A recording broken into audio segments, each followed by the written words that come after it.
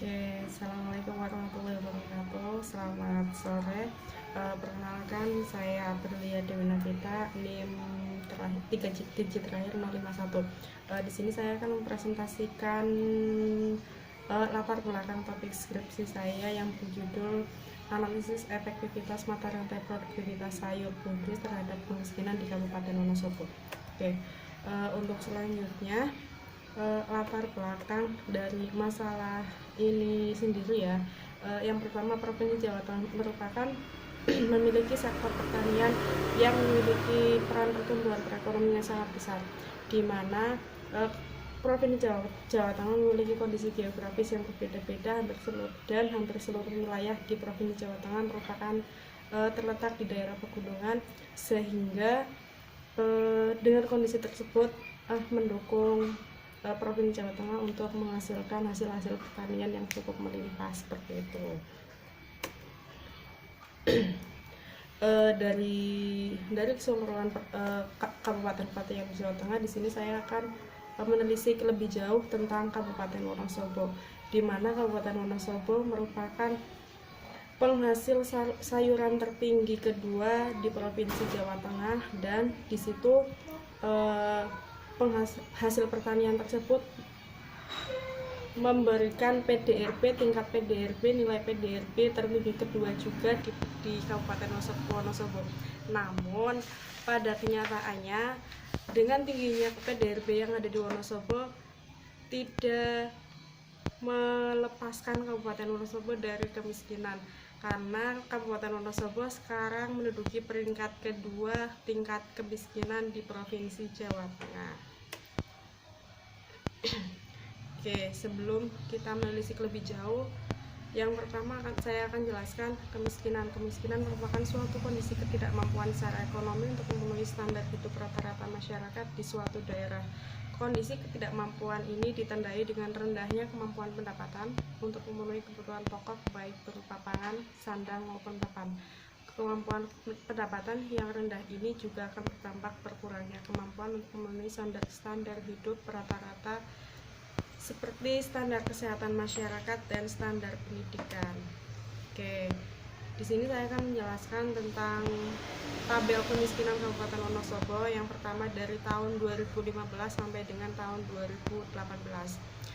Pada tahun 2015, angka persentase kemiskinan di Kabupaten Wonosobo mencapai 21,40%, di mana ini adalah angka terbesar pertama di Provinsi Jawa Tengah. Pada tahun 2016, Kabupaten Wonosobo mengalami penurunan tingkat kemiskinan sebesar 20,53%. 2017 mengalami penurunan sebesar 20,32%, dan tahun 2018 mengalami penurunan sebesar 17,58%.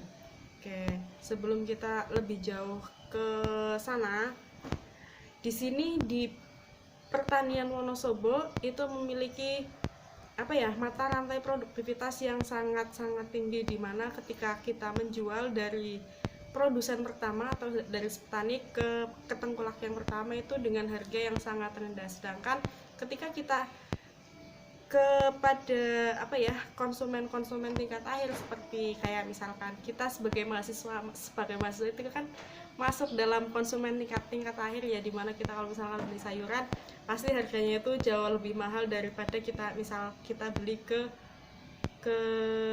si petani seperti itu, karena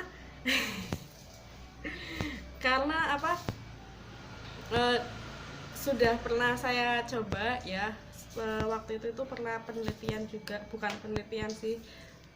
berkunjung ke suatu tempat di daerah Wonosobo, di mana saya itu melihat ya, si petani itu kan menjual sayur ke tengkulak, namun harganya itu sangat murah sekali. Harganya itu hanya sebesar 500 perak, tidak sebanding dengan beratnya atau besarnya sayur yang ada di sana yang dikasih seperti itu. Oke, dalam meningkatkan harga hasil pertanian, maka produktivitas pertanian harus didukung oleh seluruh aspek pertanian, baik dari sektor pemerintahan, petani, swasta, dan lain-lainnya.